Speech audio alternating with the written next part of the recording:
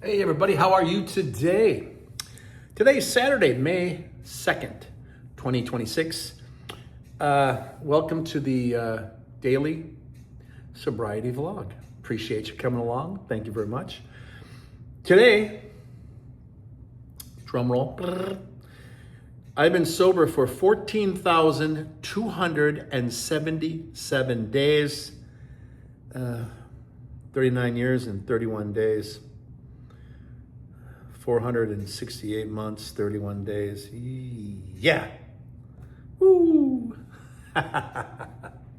Feels pretty good. Saturday, the rain has stopped down here in Houston. The sun is out. It's mild. It's a great time to be out. It's a great time to be alive. It's a great time to be sober. Cheers. Got my swine cup. She made me some tea. I never was a tea drinker, and lately she's been making me tea. And I told my wife, I said, when you make tea, leave an extra glass for me. I'll eat it in the microwave whenever I get around. I'll try it out. I've been accused of being a teetotaler all these years because I don't drink anymore. But now I'm actually toting the tea. It's very good. Very healthy, yes. Like being healthy every now and then, most of the time anyways. Since the pandemic, I was vegan, but now I eat eggs and just a little bit of cheese. So now technically I'm a vegetarian, not a vegan, which is still fine because, as the Smiths would say on one of their albums, meat is murder. But yeah, so I mean, it's just not healthy for you. When you get to a certain age, your doctor's gonna say, you really should cut down on the beef. What? I'm an American, I eat cheeseburgers. No, you really should cut down on that. Yeah, but I quit doing drugs and alcohol. Yeah, but you really should quit on that too. Oh, okay. So it never ends. Here's Cece. Say hello to Cece. She heard me talking to you, so she wanted to be part of the scene. It's kind of funny when I talk, she comes up to me. If I'm in the house and I'm listening to music and I'm actually singing along because I sound more like Bob Dylan with a cold, she seems really concerned. She comes running to me because I think she thinks my singing equals human suffering. And if I'm singing a sad song, perfect. If I'm singing the Partridge Family, come on, get happy, and she still runs like there's something wrong. There's something wrong over here. So she's kind of cute about that. Kind of fun, actually. Today, I'm just celebrating the fact that I'm untethered, I'm free and easy. I'm like a balloon that got let loose in a child's birthday party, and I'm just floating away and floating along and looking at things from 1,000 feet and then 2,000 feet as I keep going up, up, up. And I'm just looking at my life and looking at my surroundings and seeing where things are at. So sometimes you just sit back and you want to just assess where you've been, how you got to where you're at. That's always kind of interesting because a lot of times, even after you become sober, you get to where you're at in your life because of something terrible. It's not all good. It's not all unicorns and rainbows and fairy dust, shall we say. No, it can be pretty difficult. And I'm fond of mentioning that we all have that little hole in our soul. It could be a tear. It could be a big gaping hole. We're all trying to fill that, to try to feel a little bit better, a little more secure about ourselves. And then some days it gets opened up again, and it's horrific, and you got to work on it. It just ebbs and it flows. So it's never finished. It's just like if you look at your highway, your roads, with your life, you have to maintain maintenance. So we all are subject to maintenance. We all need to see where we're going, what we're doing, whether it's at work, relationships, all kinds of things. I mean, and some things will get you thinking, some things will trigger you. For me, I was kind of kidding around, but I don't even know if it's even really a joke. Someone said, we had one of we had 4 cats, and one of our oldest boy, Kiki, died, and we had 3. And people say, well, are you gonna get more? I'm like, no, not really. Why? Well, at my age, I don't know. Cat might outlive me at this point, right? No, you're going to live 65. You're going to live, you know. And I'm watching the news and, oh, yeah, I like this singer. Yeah, he died. Oh, he was 68 and he died? Oh. I like this person, this actor. 72 and he died? Oh, what about her? 73. It's only 8 years. That's half a cat's life expectancy. So I think I'll just hang on to what we got unless the powers to be change that notion. But you know, it's like we talk about things and we say things, and sometimes we just say it and we're actually just kind of really poorly trying to convince ourselves. And sometimes we'll do it with justifications of alcohol, drugs, or being sober. Or, you know, I had this one girl, she's like, I'm sober. I mean, I smoke a little bit, and I just do a little bit of drinking. I'm basically California sober. Well, why you gotta hang that shit on California? There are people in California that are completely sober like me. What the hell are you talking about? California sober. I'm Kentucky sober. I just drink moonshine on Sunday. Well, actually Saturday night, then I get too damn drunk to go to church. But the missus and the kids do, so they represent me. Otherwise, I'm Kentucky sober. You know, we just say stupid things, and we expect our friends to look at you and go, oh, okay, yeah, okay. Let's just ignore that. That was a fart in the wind. Thank God it's a strong wind, and let's just carry on with the conversation. So we all do silly things like that, and it doesn't make any sense, but we do it. And we're not being truthful. Basically, we're not being truthful at all. And you really need to look at yourself in a truthful manner. You really need to make sure that you're being honest. Because if you're not being honest, really, what's the point of anything? Even if you're doing drugs and alcohol and you're not being honest and you're lying out your friends aren't going to trust you or like you either, or your drug partners. And if you're sober and you're not being truthful, people aren't going to trust you. Then all of a sudden you're not going to feel like you're being trusted, you're not being heard. No one supports you. Everyone seems to be out to get you. I know I'm not doing any cocaine, but suddenly I start sounding paranoid because I know what it's like to be paranoid, and I just don't like the way people are treating me. So so I decided to go ahead and go back on it again. So what's the big deal? Everyone was already accusing me of it anyways. You know, 1 foot in the drug world, and out you go. And you're not being truthful. You're not being sober. You're not being real. And we all do it to certain degrees, but when it comes to your drug addiction, it can be considered life or death, and you really should try to do the best you can to make sure that you maintain that, because you'll just go back to drugs because you're already setting up the narrative already that nobody trusts you and nobody loves you, and what's the point of it all? And there you go. Now all of a sudden, you're back on it again. So I mean, it's something that you gotta, be aware of, and you gotta be vigilant with yourself. And you can't let yourself get sloppy. If you allow yourself to get sloppy, you're gonna have sloppy results. You're gonna have a sloppy life. You're gonna have a sloppy relationship. The hole in your soul is gonna get sloppier and bigger too. Then you're going to say, man, I listened to this guy on the internet and it didn't even do me any good. I mean, I still don't have people trusting me. This is all just a bunch of BS. Yeah. Because you brought that on yourself and people are reacting to it. No different than taking a dump in the pool, and everyone's going to believe that it's not a Baby Ruth bar and that you did it. Whole world's against you because you're the one that crapped in the pool. So, we get held accountable whether we like it or not. We get told by other people. Other people are basically the mirror. And if they say something or react to you, you should really focus on it because they're reflecting back what they're seeing of you. And it might not be exactly what you think you're selling them. And that's the honest to God truth. You need to really focus on that, because it's a dead end at a fast pace. You're going to be very unsuccessful. And some people realize that, crash and burn, go into relapse, come back again, crash and burn, relapse, come back again. I was arrested for 3 times. I remember, and it broke my heart a while back, Chuck Negron, the handsome singer for Three Dog Night, the one who was saying joy to the world. I remember posting that there's no joy in the world today. He had died.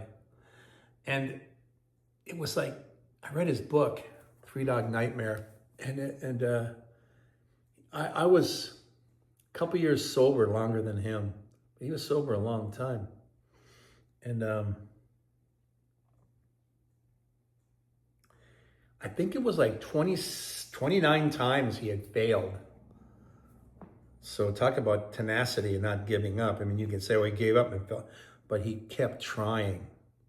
And then he'd try to find another way to not be triggered to fall for that again. He had a lot of, his foot was still in the drug world attitude. So he had, in his pattern, he had a lot of little escape hatches and his foot on one side so he could jump back into it. And you guys don't trust me anyways. I'm going back to this. And then he'd realize it didn't do any good, and then he'd sober up again. Sometimes we have to smash our face against the wall over and over and over and over and over again to realize it. I think breaking it down towards the sexes, because me being a male, I think women are more likely to engage in emotional conversation because you probably already are to some degree or another. Men are not programmed that way and actually not even encouraged to be that way. And us men are cavemen mentality and tough guy and strong guy, and I'm like the Alice Cooper song, I never cry. Yeah, that kind of stuff, you know? And so we're a bit ignorant, we're a bit stubborn, it takes us a little bit longer. And I remember being in treatment, and it was funny that, if you've been through treatment, or you've been to some kind of aftercare program, and especially if it's all men, you're going to hear the famous line like you'd hear on The Sopranos when he goes for therapy, or Billy Crystal and Robert De Niro in Analyze This, and I've heard it every time. It's like, all right, I'll talk about this stuff, but if you turn me into a fag, I'll fucking kill you, okay? Because they equate emotion equals fag. And of course, sorry for my gay friends. I know that F word is a violent word, but I'm using it in the context of the movie. Okay, so, and if you're gonna come after me with cancel culture over me explaining it, that's fine. I don't have time for that. That's just fairy tales. Oh, pardon the pun and the similarity. I think it's time to look at the world through sober eyes and be open and honest and just be inclusive. And we have words that we use as description, and all of a sudden, people don't use those words anymore. I understand not using the R word because it usually has the growl to it, that you're putting someone down more than just a description. So I understand certain words that probably are insensitive after all these years, and it's okay to update your file. But like if you're, like the big argument, Mark Twain and Huckleberry Finn, are you going to take the N-word out of it? Because that's what they use constantly. So if you leave it in there, you're offending people. If you take it out, you're offending people. So as a historical fact, you leave it in. And you can put a footnote at the end that you don't agree with it, you find it offensive, and you wish that everybody would stop using it. And that includes the rappers too, everyone. Because these words can trigger a lot of people, and these words, marketers know these words, and they want to keep it top of mind. And when they keep it top of mind, what I mean is, Coca-Cola is always saying Coke, Coke, Coke, enjoy a Coke, Coke, Coke, enjoy a Coke. There's a Pepsi, I want a Coke, because it's in the top of mind is right here, it's on the front. So, when I was a kid and I heard Richard Pryor, I was like, oh my God, it was scandalous, he was funny, but Man, he used that N-word too much, even for my liking as a child. And it made me feel uncomfortable because I know you're not supposed to say that word, even though he was using it all the time. And I remember this thing where he was talking about how people make you feel that way and say that to you. And then he went to Africa and no one ever used that word. And he thought it was freeing. And it's like, well, that, you see what I mean? That's what I'm talking about. That's what I'm talking about. Get rid of that word. It's freeing. If you keep using it, you're reshackling yourself. So I understand getting rid of words. So yeah, I won't use the R word, you know? But, you know, for my gay friends, when I use the F word, it's like, oh, geez, okay, well, can I call you a sweet tart then? Or, you know, is tutti frutti bad? Pretty soon you're breaking down all these little cute witticisms and little lines. And I just think it's kind of funny. I actually had a gay friend of mine, I mentioned that Caitlyn Jenner and mentioned her original name. And you can't out Caitlyn like that. What do you mean out? How can I out someone who's already on a fucking Wheatie box in 1976? The world's greatest athlete, all right? Now, I didn't watch the Kardashians. Oh, he's married to a Kardashian? Which one? Oh, the mom? Okay. And then he was on, she was on the cover of some kind of magazine, Woman of the Year. And Ricky Gervais said it great. It's like, how many women have had childbirth and gone through menstrual cycles, and this person just shows up and becomes Woman of the Year, never experiencing that type of womanhood. Well, that's pretty interesting.